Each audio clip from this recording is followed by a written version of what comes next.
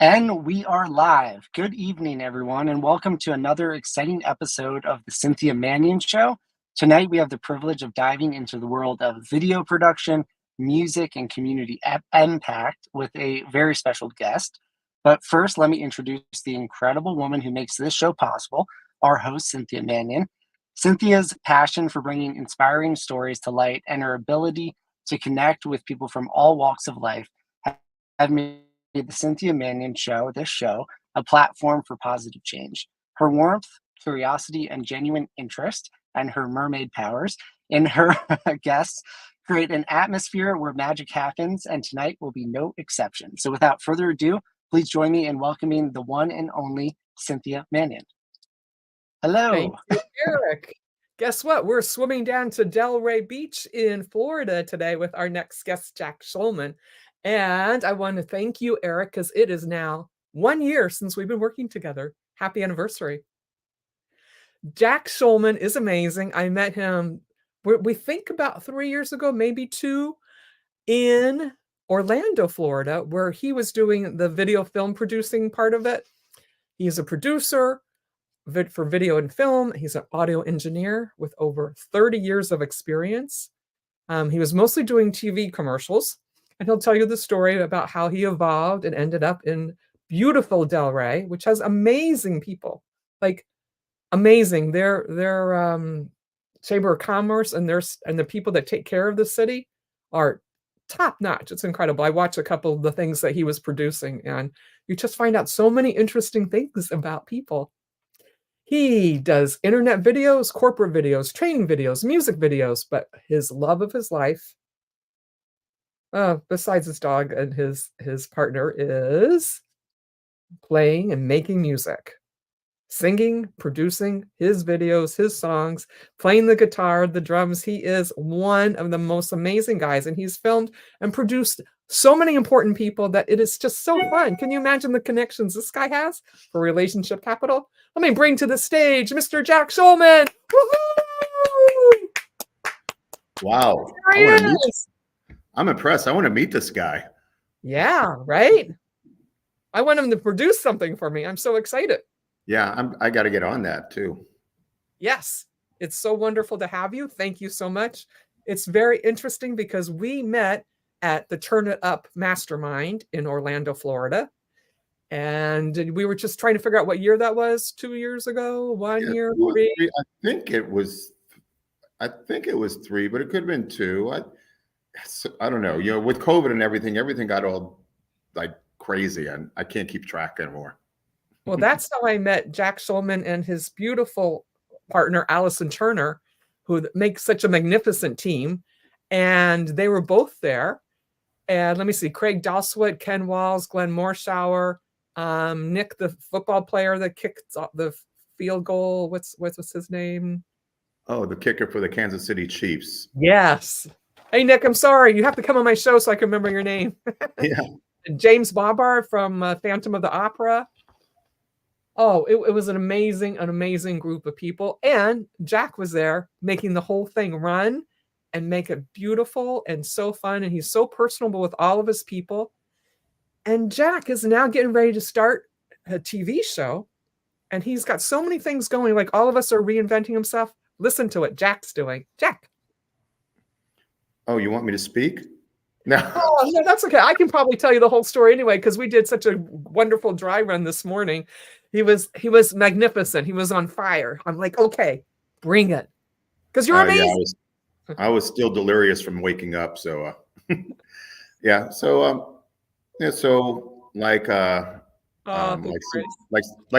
Cynthia said, I'm a video producer, audio engineer, doing some music production here in Delray Beach. We have a studio with 2 large green screens. And, you know, we film a lot in here. I just got done working with a producer in New York who came down here with his people to do a 3-day shoot for a rock album, which I can't tell you who the band is, but it's the, I had the name of the album, The Spirit of 2036, I believe is it. Yeah. So anyways, yeah, so we spent 3 days. We spent the first day tracking drums So we recorded the drums in multiple tracks, did 6 of those.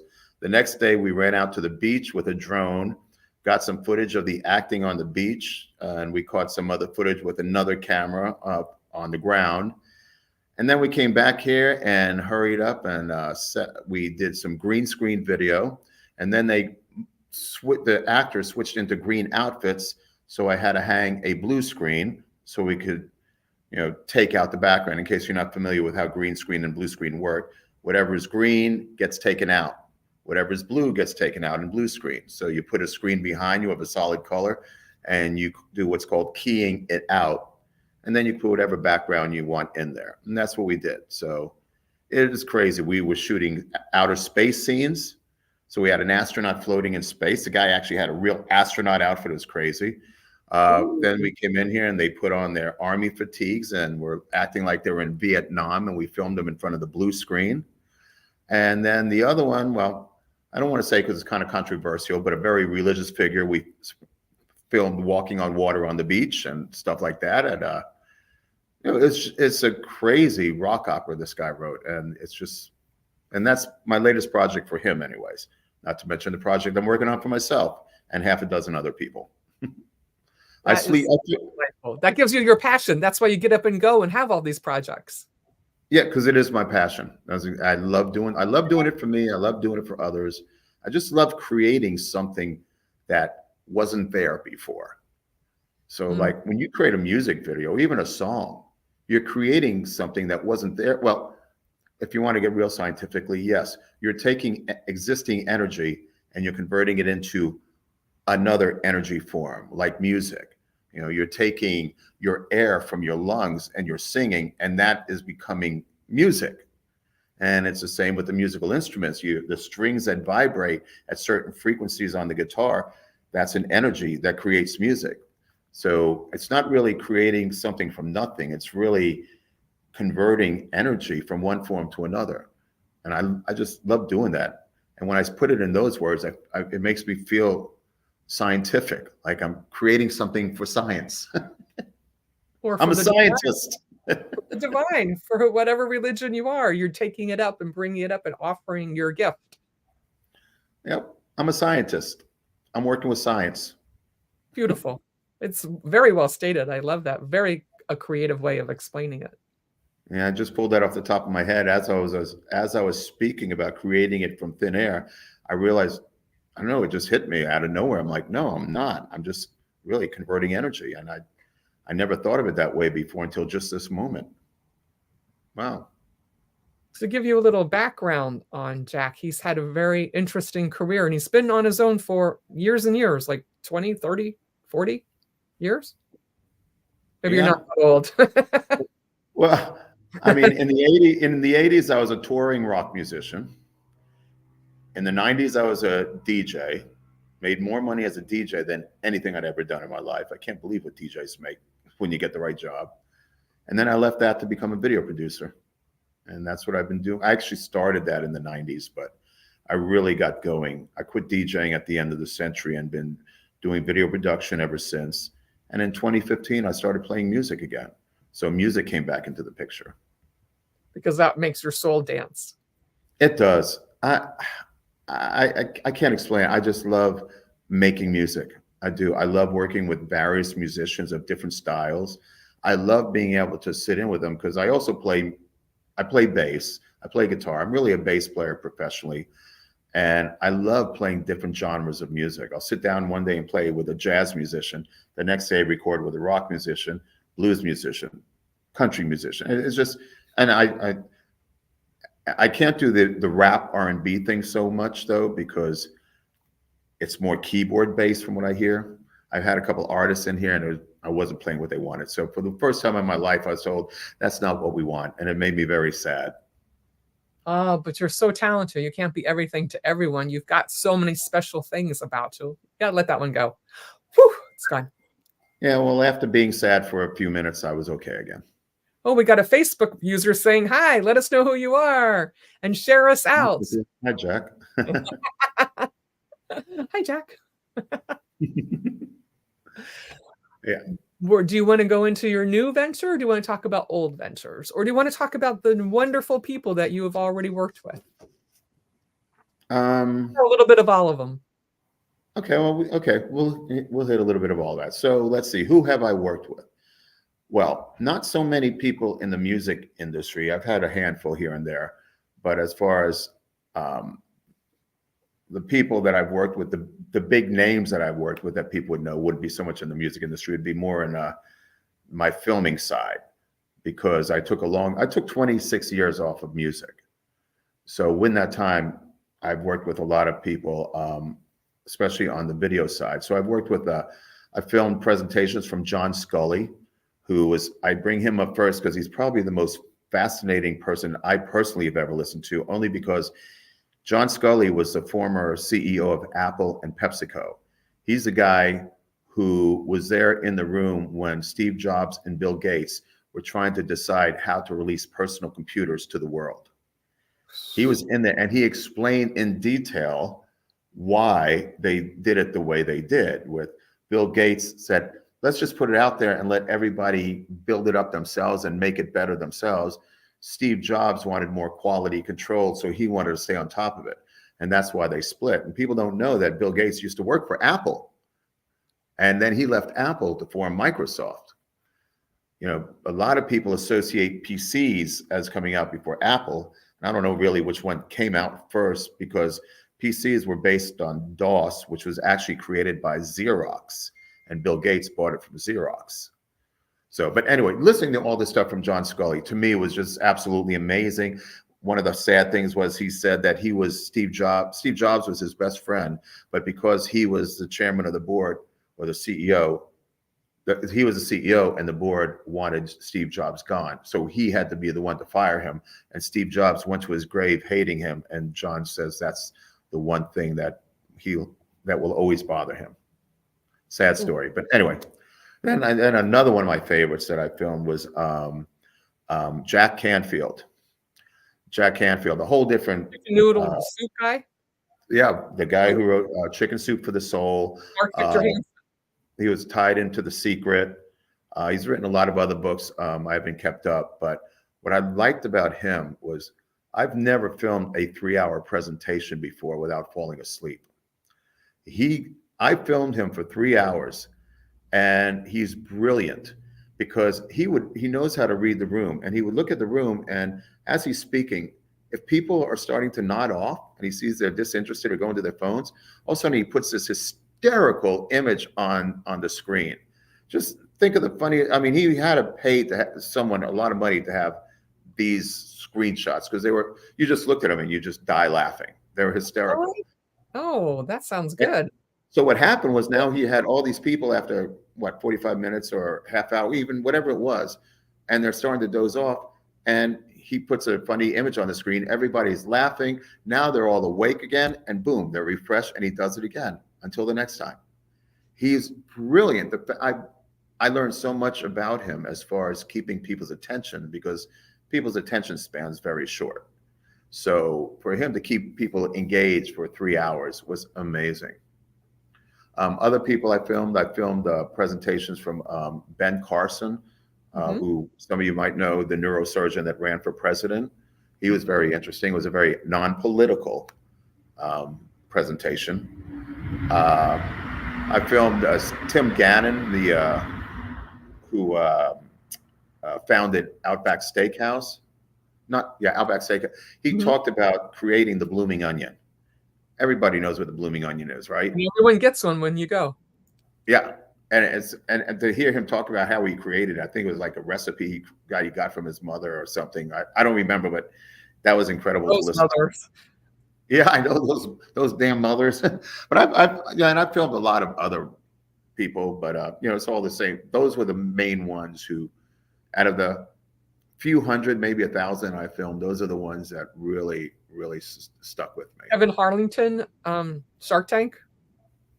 Oh, Kevin Harrington as well. Yeah, so he took Shark Tank on the road for a while. He and Laura Langemeier. I don't know if you know who Laura Langemeier is. She's another great self-help speaker / coach. So they took the Shark Tank on the road for a while, and I filmed a couple of those it was for an organization called WPN, Women's Prosperity Network, which was run. That's where you met Allison. Yes. Yes. Yes. Yeah, back in 2011. What's that? And Craig. And that's why I met Craig Duswalt as well. Yes, absolutely. Yeah, because I filmed Craig there. I filmed him that was the same year that I filmed Jack Canfield and Laurel Langemeyer. They were all at the same event, and I used to do all their AV. So I provided sound, projected. I did the AV for that. You sound so smart. How did you get the training to do that video? Grace wants to know, how were you trained in video? Well, it started in 1992 when a camera fell off the back of a truck and someone sold it to me. At least that was the story. And I was working in a club, and I would just bring the camera in at night and just shoot stuff just for fun. And people would like, oh, get me my friend. Oh, get me my friend. So I started doing that. And then some performers that would come in the club say, hey, I'll pay you to film our performance. And so then in like the mid 90s, I decided to go back to school. I went to the Art Institute of Fort Lauderdale to learn video and film production and computer animation. So and then I came out of there, and I just took off just filming. And as far as WPN, it's funny how it's all about networking. How it happened was crazy. My brother wanted to start a business, and he wanted me to do the video for the business. So we were doing this business. Didn't go anywhere, didn't make any money, but this guy comes in out of nowhere, a photographer. We had a studio at a mall. The photographer comes in and said, hey, I belong to this network group. You want to go check out this network group? I never heard of network groups before, but I went. I didn't like it. It just didn't appeal to me. But there was one woman there who said, look, there's this other networking group called the Palm Beach Networking Group. You got to come. You'll meet some really great clients. And I did. And I met a person there and this is all how I met Allison too, because I met someone there who introduced me to this woman named Kimberly, who was Allison's business partner. And so they were business partners, and I didn't meet Allison at this time, but I did a lot of work with Kimberly. And then she introduced me to WPN, and I started doing the work for them. And that's how I met Allison. And we knew each other for years, and it was just, if you knew Allison and I before, you would never picture us together. We're totally, totally opposite people, but opposites attract. And she had a digital marketing company and needed someone to do video. We both had tied our companies together until she eventually just said, why are we two companies? We're paying all these taxes. We could save money, just fold it into one company. So we were living together, and we decided just to fold my company into hers, since she was the more organized, much smarter than me. So, and we've been doing this together now we've been together now 8 years. Yeah, so we've been working now and living together, working together 8 years, living together almost as long, and we get along great. So, and what's the name of it? Bat Cat Media Group. Yes, not Batman, not Bad Cat, like somebody tried to sell. Yeah, someone sold money to Bad Cat Media. I'm like, well, you just gave someone else money for free. But yeah, like Batman, but not Batman, because it's Bat Cat, and we can't compare ourselves in any way to Batman, because we got the logo and the name. We got it all trademarked. So, but only as long as we don't go into the same genre, because it's too closely related. So. And I know you've got 5 dogs. Do you have any cats? Yes. So we have 5 dogs and 2 cats. Yeah, you can't let Allison and I anywhere near a shelter. So we have 2 Chihuahuas, which are basically her little babies. Then we have my babies, which are a Mastiff Shepherd, a 2-year-old Husky Akita mix. She's a doll. She's gorgeous. And my daughter, who's living with us, has a pit bull.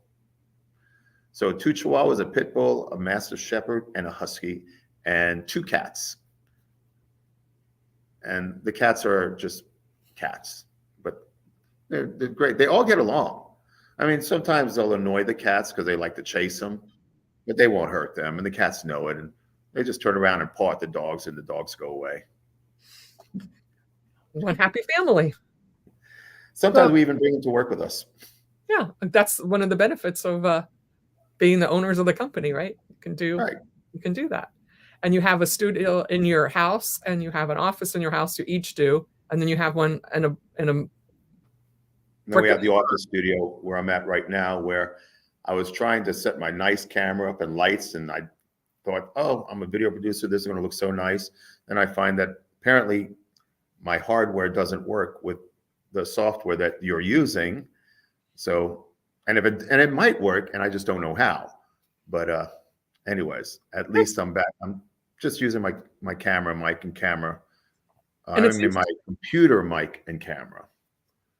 Do your animals like the music? Do you play your guitar and your drums when the animals are in there? Do they come dance, wiggle their tails? They just ignore it. They're like, oh, he's at it again. And they just kind of ignore him. Now, my Mastiff Shepherd will sometimes come over with a toy. And I don't know if he wants to play or if he's trying to get me to shut up. Oh, that's so fun. That's so fun. There's a woman that I admire that you also did a video for, Sharon Lecter. Sharon Lecter, yeah. Yeah. What did you do for her? And just like with Jack Canfield, I filmed a presentation. So I get hired to film presentations that they give to these large groups. So she gave a presentation. Also did WPN. That's right. It was a different year. But WPN is Women's Prosperity Network. I don't know how far out they go, but I know they're in multiple states. But they're basically a women's organization to help promote professional women and just a women's community. They're a remarkable organization. And so they brought Sharon Lecter in one year, and I filmed her, and she talked about her writing Think and Grow Rich for Women. Yeah. Yeah. Because she said it would be a little different than the one for men, and it was more updated for women who could now go out in the workplace. I thought that was fascinating. And oh my God, she is such a wonderful person to sit down and talk to. Yes, she's lovely. Yes, she is. She is. I can't speak highly enough about her, and I've only really met her a couple times. Yeah, I only met her once, but I was like, wow, I would like to get to know this woman. I, of course, went and got the book. Yeah, I even read some of the book. Oh, she really impressed you. Well, I was getting in touch with my feminine side, I guess. Good thing. I figured it's in there somewhere. I just haven't found it yet. Let me see. I think you can tap into it when you want to. I have a saying that goes along with it, but I don't know if it's the proper company to say it. Well, try us. Okay, so that's right. Where I won't be beeped. Yeah, so it's like, okay, I'll have to go back to WPN for this. I did a lot of work with them. They're a great organization, like I said. So here's a line I used, and it was because they brought me up to stage once because I was usually one of the only men in the room. And sometimes when people would see behind the scenes stuff, the husbands of the women were like, oh, I can't go. Why? There's a man. Why is that man there? So what they did, it was sort of as a joke, but it did appease some of the men, was they brought me to the stage and gave me an award, the Certified Female Award. So they gave me a physical award, a framed award that said Certified Female. And so when I got that, and Nancy Matthews, who is one of the sisters that owns WPN, said, would you like to say anything? And I'm looking at all these women out there, and I'm a man, and I'm thinking to myself, and nothing against gay people. I have nothing against gay people, but I didn't want them to think I was gay because I'm a man in a room full of 400 women. So you kind of understand that, right? So first thing out of my mouth was, I just want to let everyone know I am a lesbian. The room went totally quiet. I'm like, did I just screw up? And then all of a sudden everybody started laughing. It took a moment. They were shocked at first, but then they started laughing. But I'm female certified. So what am I going to say? I'm like, I got to let them know that I like women, So that was the first thing that came out of my mouth. So yeah, that's what I guess when I get in touch with my lesbian side. My feminine side is the lesbian side. That's what I tell people. Well, laughter is the best medicine. But if I could tell you how many layers of sweat I sweated in what seemed like forever until they laughed. But yeah. And it was probably less than 30 seconds. And you know what was great about it? And it made me realize when you shock people, it gives them an excuse to talk to you. Like they may not otherwise talk to you, but if you shock them, they will. So many of them came up to me afterwards because of that comment about, really? Oh, I loved your comment. Oh, what you said was awesome. Are you really a lesbian? All of these questions. And So it led to a lot of conversation. And I find that, just like Jack Canfield woke people up by what? Putting a shockingly funny screen up to wake people back up again. And I think it's the same thing in a conversation. If you're having a conversation and you're losing people's attention, say something funny or say something to shock them. You'll get their attention again, and then they'll be focused until you lose it again, and then you do it again. And I've tried that experimentally, working with musicians sometimes that get so lost in their head. And I'll just say something to totally shock them, and all of a sudden they're back in the real world. So just a little thing that I find works for me anyways. So a blind man walked into a bar with his blind seeing dog, and he got to the bar and he sat down and he took his dog and he was whirling it around. And the manager came over and said, can I help you with something? He said, no, I'm just looking around. Not that I was falling asleep, but if I was, I'd be awake now. I just wanted to make sure. Oh, that's funny. That was good. Oh, thank you. Thank you. We got the animal part in and we got the, yes. Yes. So you also did something that's very near and dear to my heart, the junior achievement of the Palm Beaches. Tell us about that. Because I'm into everyone reading and everyone swimming in the world. So junior achievement, I remember junior achievement, and that is an excellent thing for our youngsters. Junior achievement. So for them, they used to do a show, a production every year at the Kravitz Center, which is a big theater here it's in West Palm Beach, just north of us. And what they would do is they would go to the schools and they would find the best singers in those, the best seniors in those schools, and they would bring them together for a competition, and then the top 5 finalists would then actually perform on the professional stage at the theater, and they would sing with a piano. And I would film it and I would put it up. It's a huge theater, so I would put it up on the huge screens so they'd have they'd be on. So they felt like stars, because here they are, they're high school singers, and now they're on a huge stage in front of hundreds of people, and they see their image on the big TV screens. So it was a great thing, and it was their biggest fundraiser of the year. So they'd raise a lot of money for junior achievement. And I'm a big fan of junior achievement, considering what it does for kids, especially like a lot of low income kids that can't get what they get from junior achievement elsewhere. And I'm such a lover of animals and children. I mean, there's an organization here in Delray Beach. Take note of it. It's called Roots and Wings. Roots and Wings is an organization run by a good friend of mine, Ted Hoskinson. And what they do is they try to help. Okay, let me get back up. So if children can't read at level by 3rd grade, if they can't read at 3rd grade level by 3rd grade, statistics show that they normally will not catch up. So they could be illiterate.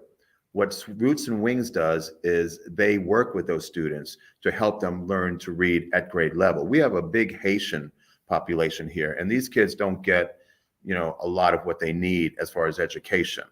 So I have 2 great organizations. That one, Roots and Wings, which helps the children in that way. They also honor teachers by gifting teachers every month. They go to a different school and they give they just give all these gifts to the teachers in front of the class, so that all the students are proud of their teachers, and the teachers feel great. They're getting all these gifts, which some of it is money, gift cards, flowers, but Roots and Wings is all about education. And I love this organization. And the thing about them is it's 100% give back. The whole organization is volunteer. There's not one person in that makes money. It's all given back. That's hard to say about most charities and nonprofits. And there's another one, Eat Better, Live Better is another one. And I've given my time to these organizations to help promote them, because I'm all about them. Eat Better and Live Better. Eat Better, Live Better is run by a woman named Deborah Tendrich. And what they do is they raise money and food. And she has a place that's just a warehouse of food. What they do is they get all these donations. Then they take those donations and deliver them to families that can't get out to do their own grocery shopping. They don't have money. They may be like, they could be on, welfare or homeless. They're just making sure that that everybody gets fed. And these are two organizations so dear to my heart that, yes, I will donate my time for them. Are they just in Delray, or are they? They're based in Delray. Roots and Wings is moving out farther and farther. Both of them would. I mean, neither one of them is going to say no to anyone in trouble. So I mean, if there's any way I'm promoting them in any way, shape, or form on your show, that would be so great. So great. These are people. Yeah, these are people that are. I mean, I know them well enough to know they're all about giving. And that's. I mean, Deborah Tendrich, who owns Eat Better, Live Better, is running for Florida House right now. So Ooh. I don't remember which district, but she's a giver. And if she gets in, I just see how that's going to help her district a lot, because then she can branch out with her organization and feed more people. So wow, that is fantastic. I feel like Roots and Wings could be national. I mean, it's just Roots and Wings could definitely be national. I mean, and Live Better. I think the whole world needs to be on that one. Yeah, well, I tried to get him to Grant Cardone's people, Ken. And yes, he says you're one of his favorite people. Yeah. And I was trying to get it, but I don't know Grant. And I was trying to get it to him through some of the people when we went to one of his events. But apparently it didn't go anywhere because I spoke to Ted. He hasn't heard anything back from them. Well, don't stop. They're busy people. If I know. Tie it into them. I bet he needs to do some of this. No, I mean, I could lay some groundwork, but I get so busy with my stuff that it's so hard for me to stay on top of stuff. So I try anywhere I go that I think I can talk about Roots and Wings or Eat Better, Live Better. I do, just because they're the people that run them are people that are very dear to my heart because of what they do. They're sincere, 100% authentic. And especially Roots and Wings, who doesn't take a dime. Nobody in there takes every 100% goes back to education. And they really work with these kids. It's amazing what they do. And the teachers and the principals of the schools, they so appreciate them. Yes. So everyone can show a little more appreciation to the people in your lives. Don't take for granted the people at the United States Post Office, your mailman, your teachers, the crossing guards. Like, I'm actually bringing donuts to my my post office box because they help me out with something. So I told I bring them donuts. Tomorrow's a really early day for me, but anyway, just something like that. Just a little appreciation. Easter's coming. I figured, some donuts. It might be fun. Mm-hmm. Yeah, and that kind of little thing. I've actually done it when you drive by to the people, the crosswalk people, and had and they would go, oh, thank you. And you can do so much. Roots and Wings and Eat Better, Live Better. And what are you doing in your own community? Just little things like that. And maybe it takes off. Maybe you'd make someone smile. Maybe you just make someone happy. Plus, it makes you happy. You've got other good things happening down there. What's going on with the Quantum House attached to St. Mary's Hospital? Well, I haven't done anything with them in a while. I used to, once again, I filmed interviews. There was an organization that another friend of mine put together called Portrait of a Woman. And Portrait of a Woman was honoring women matriarchs that donated or raised millions of dollars for charities. And Renee Plevy, who is a portrait artist, she would, the women that were chosen to be honored, she would actually paint their portrait. And they'd honor about 5 of them, I think 5 of them a year it was. I did this for a few years too. And then they'd have a big luncheon on Palm Beach Island, and you could call that millionaire, billionaire row. I mean, because everyone who lives on the island out there is, Palm Beach Island's very wealthy area. So by having the luncheons there, they could raise a lot of money for Quantum House, which was attached to St. Mary's Hospital. It's like a Ronald McDonald House. In other words, when you have terminally ill children and their families can't afford the expenses or to be there, say they have to fly them in, because St. Mary's Hospitals is a very one of the very well-known children's hospital. And what they would do is they would put the families up there so they could be by these terminally ill children. And Portrait of a Woman raised money from the events to help fund this so that the families could be with their children. So that was another one. They quit doing it a while ago. People went in different directions, and Renee moved out of state, but that was very nice too. So I'm always willing to give for those in need, as long as I know the organization is true. But I have to be careful of that, because one year I had like 4 different organizations I was donating work for. And that year my income went way, way down. And when I look back at how much I had put, like a couple of hundred hours worth of time into videos that I didn't get paid for. But I felt good that I did it, but at the same time, I have to eat too. So I have to be careful, because I have other charities that I've done work for as well, and I still continue to. But those are the main ones. Those Roots and Wings and Eat Better, Live Better are the ones that keep on popping up over and over again right now. So, I mean, I've done some. There have been others. Good idea. We can give them all peeps. Yeah, yeah. Your Passover. But I didn't mean to interrupt you. Please forgive me. No, that's right. That's fine. I was actually done. Oh, you're never done. You're doing such good stuff. You're such a loving and giving man. Like you. That's why we get along so great. And also the group we're in is a very giving group too. Oh, all our people are amazing. I know. I'm 100% on your side there. Absolutely. And it's so funny because Ken Walls is on, and we're going to see him at 8:00 or 8:05. That's right. Isn't that wonderful? Make sure you're on there, because I'll be looking for you. And maybe by then I'll have my camera fixed, so I don't have to use this one. So can you walk us through the process? So you go from video to concept to final product. How do you manage all the people who are in this? Like if you're doing one for St. Mary's House, you've probably got the St. Mary's House people, you got the Quantum people, you have the founder, you have the people that are doing whatever the event is, the luncheon or whatever. How do you manage all that? Well, when I'm doing events like that, it's really just I get with whoever the event organizer and find out what needs to be done. And then I do everything through the event organizer, so that, I'll film. I know they tell me what they need.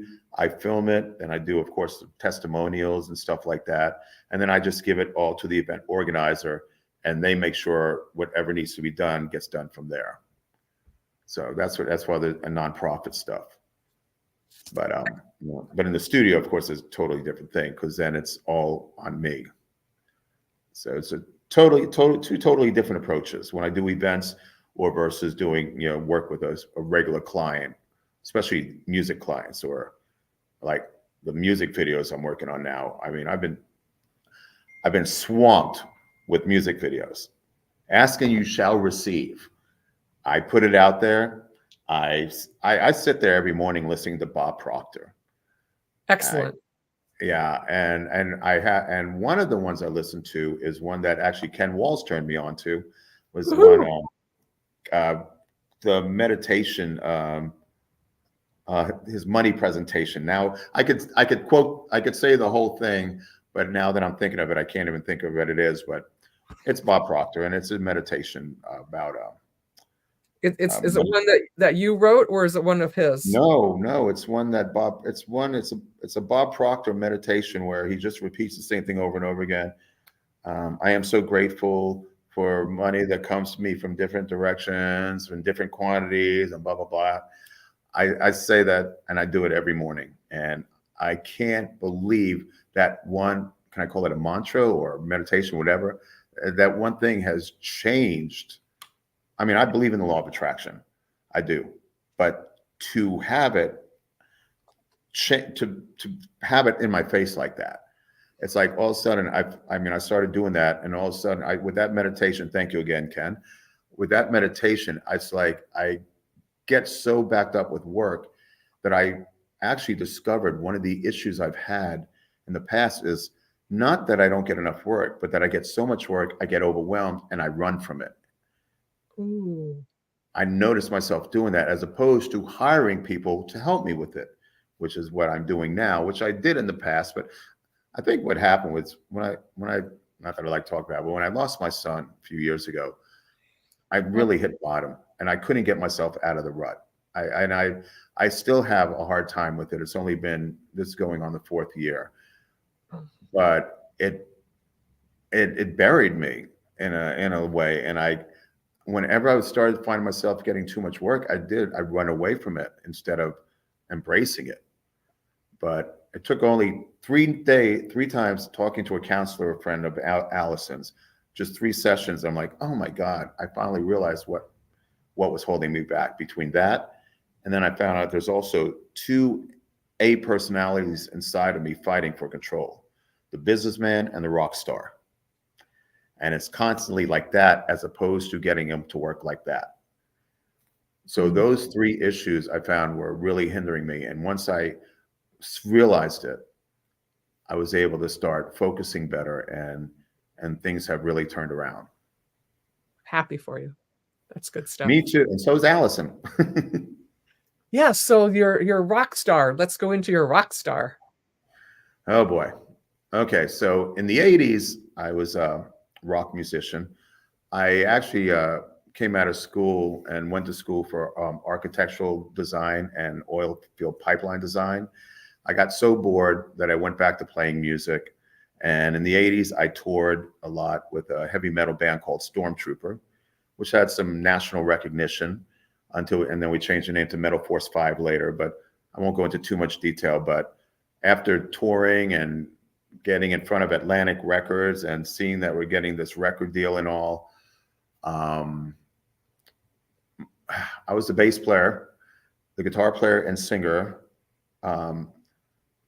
decided that we're now rock stars, and rather than be happy in the direction we were going, they decided to go out party the night before we have a showcase in front of Atlantic Records. They go out partying. They come back the next day, the next night, and the singer comes to me halfway through a song and says, "I lost my voice, Jack. You're gonna have to finish singing." Because I was a lead singer in a previous band, but I didn't know the words to any of these songs. I just knew the harmonies because I sang the harmonies. So now I'm going to have to get up there and make the words up as I go. And I'm playing, and all of a sudden I hear the sound behind me. The worst feedback I ever heard. I'm like, what the? And I turned around, where's my lead guitar player? So we had 2 guitar players. One of them, the one with the big fluffy hair, is gone. And I say big fluffy hair because I see this big fluffy hair coming up from the side of the stage. She literally fell off the stage. So they partied so hard that the singer couldn't sing because of cocaine issues. And the drummer was drunk off his ass and fell off the stage in front of Atlantic Records. So we get signed off to an affiliate, these 2 attorneys who totally had no clue what they were doing, wanted to turn us from a heavy metal band into a pop type band like Bon Jovi, because they were big Bon Jovi fans. And we were not that. And well, I don't want to disrespect the other musicians because some of them wanted to really do it. But anyway, long story short, Bobby and Rick are no longer with us. And I decided I had to get away from the music business. I couldn't deal with it anymore. It just really, I was so depressed over what was going on. And I got away from it. And it wasn't, and so in 1989, I left the music industry. I still did a little dabbling until 1995. But in 2015, Allison, my partner, fiance, boss, introduced me to this guy, Joe Cotton. And Joe said, "Hey, I need a bass player." I'm like, "Well, I don't really want to get in a band again," but he talked me into it. And then the passion came out again. And before you know it, I'm like, "Allison, we need a recording studio. I need this mixer. I'm buying a new bass. I'm buying this. I'm buying that." Joe Cotton gave me a drum set, and boom. We turned our video production studio into a video studio and music recording studio, which is where I'm sitting now. And you'd be able to see it if I could have gotten my camera to work right. That's okay. We can see it. It looks very cool Green. and mysterious behind you. Yes. We look 2 forward huge green screens. You're doing an album, right? Yeah. So I've been working with other musicians for a long time. And I've worked with as a sound engineer, I've worked with as a sit-in engineer for bands such as Foghat, um, uh, Leon Russell, and I've done shows with Dr. John. So I've done some concert sound before. I've done a lot of club sound, but I decided I've worked a lot with other people, and I decided I'm going to release my own album this year. And granted, I'm too old to be a rock star, but Never say never. No. Well, I'm gonna do it, and I'm gonna release it. And if anybody out there likes my music, I'll be happy. And with every song I release, I'm releasing a music video. So I just finished recording and filming for an artist in New York who is doing a rock opera. I think I mentioned that in the early part. And I'm putting out an album, but I also have I've also started a rock opera that I started many, many years ago. And a lot of the stuff is already recorded. I just never finished it because I play all the instruments, and I just got bored after a period. You know, you hear the same song over and over and over and over again. Eventually, you could get bored with it. So I would get like 3 or 4 or 5 instruments down, get maybe a couple harmonies down, and then I would get bored and leave it. Now I'm taking that stuff and new stuff I've written. I'm actually going to release an album by the end of this year. And it's either going to be a regular album or it could be a concept album, because I have all these songs that haven't determined which ones I'm actually recording. But yeah, I am definitely working on it. We've already started working on 3 songs. So I know 3 songs that are going on it. And I have a girl singer that I'm working with who's absolutely phenomenal. We're only working on the first couple of songs. She doesn't know she's working on the whole album with me yet. So hopefully she's not watching this and say, how dare he? But yeah, she's from Israel and speaks fluent Hebrew and fluent Russian. Beautiful. And she's so phenomenal. She comes in, plays piano to a song she wrote, plays piano and sings it, and then sings the harmony. And now I'm laying down bass and guitar and harmonies, and we're going to release this as part of my album since I am arranging it. Sounds magical. I can't wait to hear it. Yeah, me neither. I can't wait to hear it. Darlene says hello. She has little magical things there. And Paul, Dan Altmeyer says Paul McCartney is young. Thank you, Dan. That's a good one. I like that. I'm a big Beatles fan. I actually have a band I put together every year for the Beatles on the Beach Festival here. It's called Strawberry Lane. And we do Beatles music with a girl singer. And this last year we did it with a hard rock guitar player. So we do Beatles songs, and we do the arrangement, the chord structure is the same. The harmonies are pretty much the same, but we do it with a harder feel, more of a, just because we're doing the Beatles on the Beach Festival, we can't compete with all these Beatles tribute bands that, get up there dressed like the Beatles, blah, blah, blah. So we approach it from somewhere different. I figured, well, let's give them something different. And it's worked. I mean, I get some great singers to do these Beatles songs. I mean, they're women, and we sing harmony together. And then I have this phenomenal lead guitar player who's a cross between Eddie Van Halen and Jimi Hendrix. And he lays down some stuff. And I've got a bunch of videos online. I should have gotten you some links to them, but you can. We'll put them in the thank you for attending video email that okay. Eric sends out, and we'll be happy to I'll give you some links. If you could do some it. of them are with the hard rock guitar player, and some are with they're different singers, different guitar players. Each year I've done it now for 3 years. I've had different musicians. Very fun. Yes, I've had the same drummer though. I have a girl drummer. She's always with me. I know an amazing girl drummer. Do you? She's a big time artist, yes, and she's actually coming down. I don't think she's bringing her drum set, but she's going to be at the Ken and Glenn show July 6, 7, 8 in Dallas, Texas. Her name is Patricia Gajic. Gagic. I know who she is. Yeah. Have you heard her play? No, that I haven't. I know her as an artist. I mean, a visual artist. I didn't know she was a musician as well. Yeah, she picked up the drums, and like anything, she picks it up like that. So maybe she'll come down for your beaches thing. You get a lot of people. Is that actually on the beach? Is it actually on the beach? No, it's okay. So where we live in Delray, there's the strip called Atlantic Avenue, and it runs east and west. So it runs from the end of the strip runs to the beach. And it's only about, I don't think it's more than a mile or a mile and a half at the most. And it's all restaurants and bars. And shops. It's awesome. You just walk up and down the strip, and there's just so much to do. So there's an amphitheater on the Ave that holds like close about maybe 12 to 1,500 people. And that's where they have the main acts perform. But then all the clubs and bars up and down the street have Beatle tribute bands during this period. And all the restaurants have like Beatle drinks and Beatle surprise meals, and everything's based on the Beatles. And this year is the Beatles and classic rock, because they even had a Kiss tribute band. And the funny thing is that the bass player for the Kiss tribute band, the Gene Simmons guy, got stuck in an airport and he couldn't make it. So they got a guy from a Beatles tribute band who knows all the Kiss songs, because Kiss are big Beatles fans, so there's a lot of crossover there.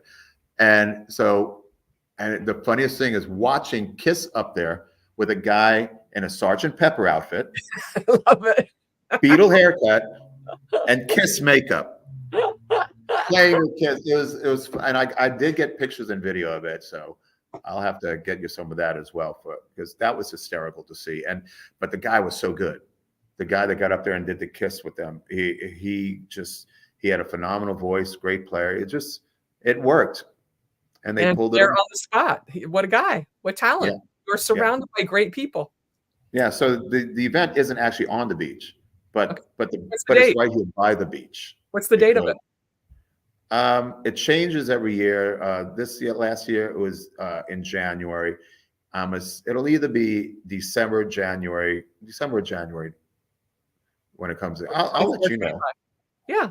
I bet it brings over 10,000 people to Delray Beach, and we have some really nice hotels. As a matter of fact, from our house, I can walk to 6 different hotels. I mean, we live in a resort town, and it's really beautiful here. I love living here. I absolutely love it here. I bet. Sounds wonderful. You know who else lives here? Beaches and oceans. That's my jive. Craig's sister lives here in Delray Beach. Really? Huh. Yeah. Very fun. I do remember when I first met you, correct me if I'm wrong, you telling me about this Atlantic Avenue in Delray Beach. And you were filming something for Halloween, and there was a bar crawl, and you had a drawing or something. And everyone was in costume, and it was amazing. Oh yeah, that was Lake Worth Beach, which is just down the street. That's about 10 minutes from here. So that's another little town, just a little bit of ways from here. And this was back in I don't know, was it 20? I think 2014.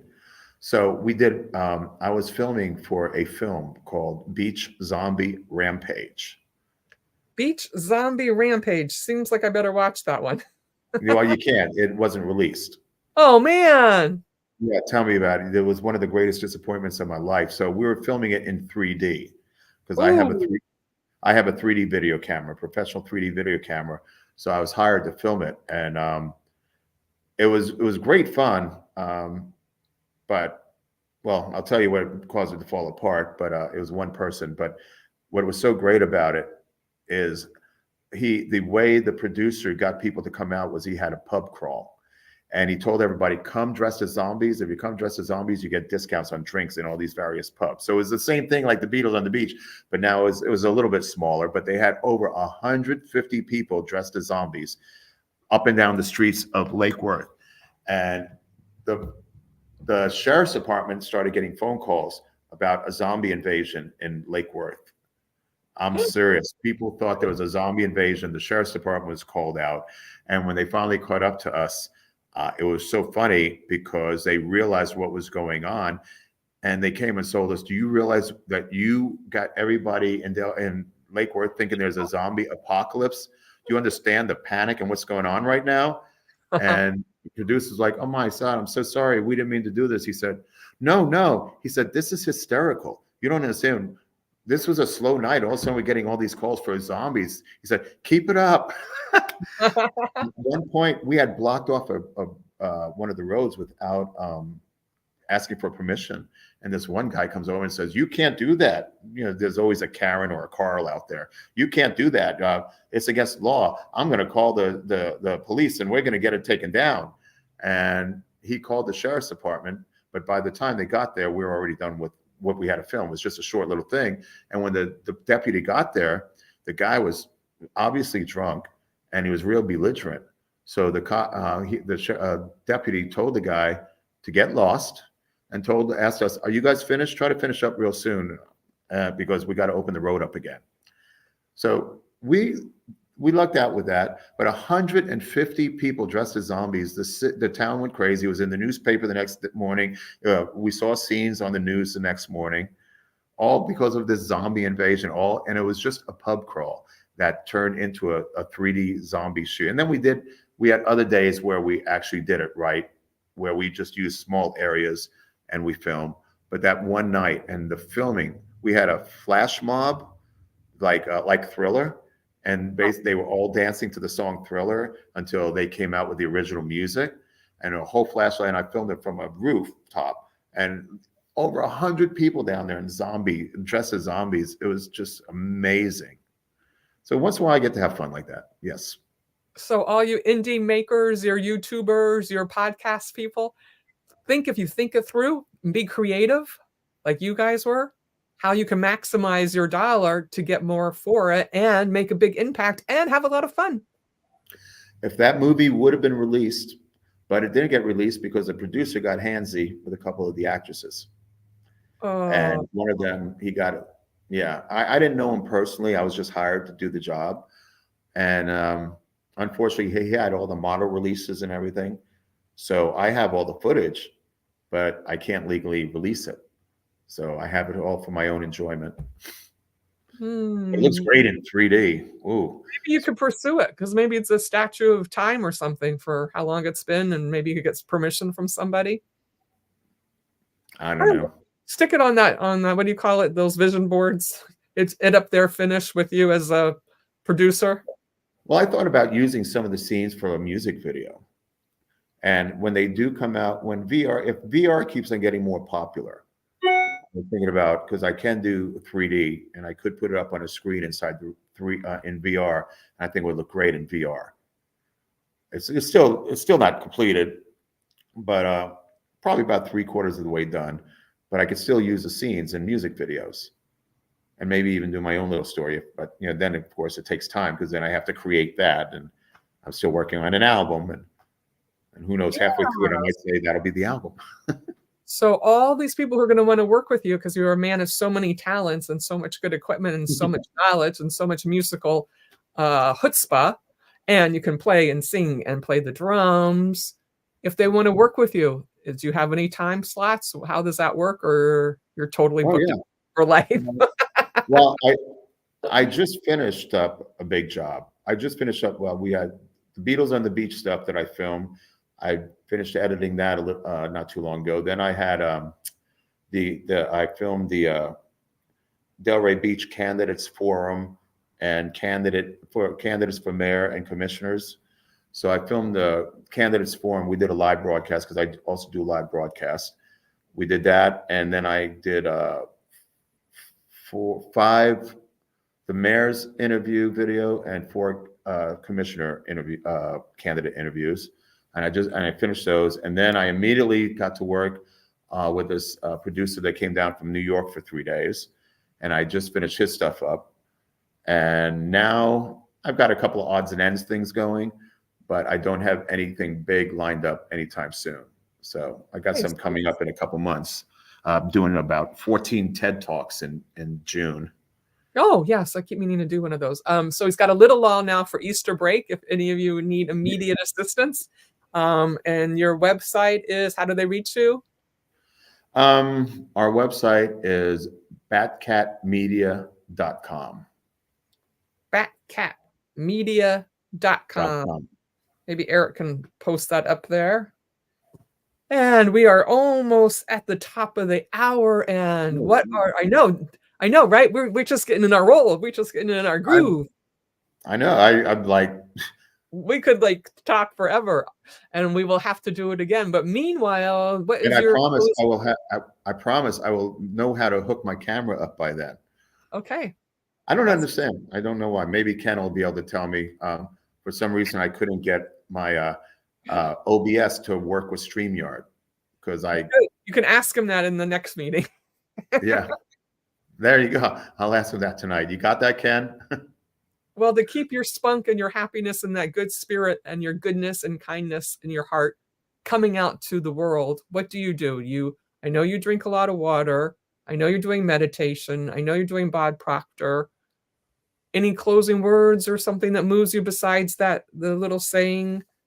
Who's this one? I now release the gold mine within me. I'm linked with endless golden stream of prosperity, which comes to me under grace and perfect ways. Oh, you know who that is? That's Florence. What's her name? Florence Shoeshine. That's not Bob Proctor. Yeah, I didn't know that one. Anyway, do you have something like that? God, not that I can think of. I'll think about it as soon as we hang up, of course. Okay. But yeah, and nothing. Your favorite book? What are you reading? You think you told me. Not Awakening. Not Awakening. It's an inspirational book. I have one too. Well, right now I'm reading a book called what's it called? How to Be Supernatural, I believe. And for the science part of your brain. Yeah. Well, it's I'm always looking at the science behind the law of attraction and the various laws of the universe. Yeah, and the various laws of the universe. I'm always looking at a scientific connection, and I filmed a scientist, a neurological scientist that talked about the law of attraction. I can't remember his name. I wish I could, but I filmed a presentation from him. I still have all these presentations. I just can't remember his name. But he was talking about neuroscience, and it just sounded like he was talking about the law of attraction. And I asked him, I said, "Are you talking about the law of attraction?"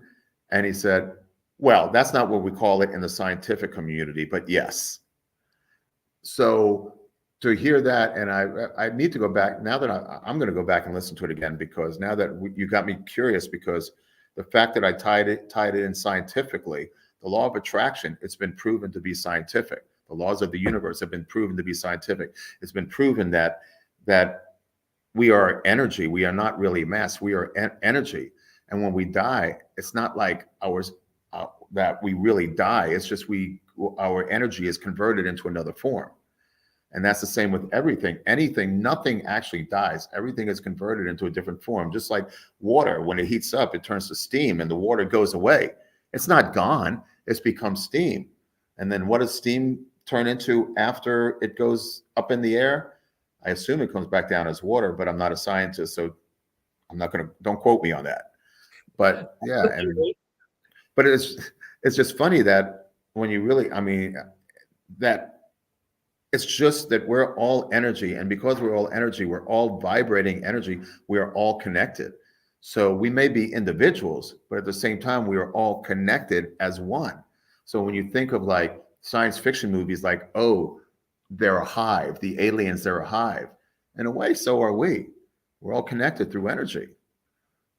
So I guess I did say something that I didn't even know where that came from. Perfect, because you are amazing. Okay, I'll own it. Excellent, excellent. That's my little chant I like to close with. We go, you are amazing, I am amazing, we are amazing. So we'll get Eric on to do it with us. Are we ready? Come on in, Eric.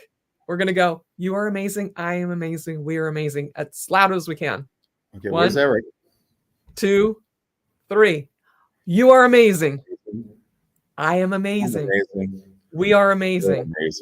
It works in the morning in the mirror, kind of get your juices going, because and you bring it all forth so you can walk out. It works great on top of a mountain. It works great in a tunnel. It looks great on the beach. You can whisper it. You can go in the men's room or the women's room before you, or the interpersonal room, before you go on stage to give your speeches, and give yourself a little, I am amazing. You are amazing. We are amazing. Here, we can do it again. One more time. All together. Audience, jump right in. Because you are amazing. I am amazing. We are amazing. Thank you so much for being with us today, Jack. I so appreciate it. We just touched the droplet on the top of that iceberg. Yeah, but the first time I ever met you, I was drawn to you because you really are amazing. And I'm not just saying that. Just from the first time I met you. Ooh. And then I found out you were actually a mermaid. And then you stole my heart. Woo! I'll have to come swim by. There you go. Thank you Right here so by the ocean. No, it's very appealing. I almost moved to Florida, but you never know. I'm open. You will never know what I'll turn up. That's true. After all, you have a Just go self-driving anywhere. car. You have a self-driving car. You just get in there and say, "Car, go." Take you wherever. I do. There you go. Okay. Thank you so much. Goodbye. Thank you so much, Grace and Ken Walls and Dan Altmer and Darlene Easton and everyone else who joined us. Come and see us again next week at the same bat channel. Same bad time. So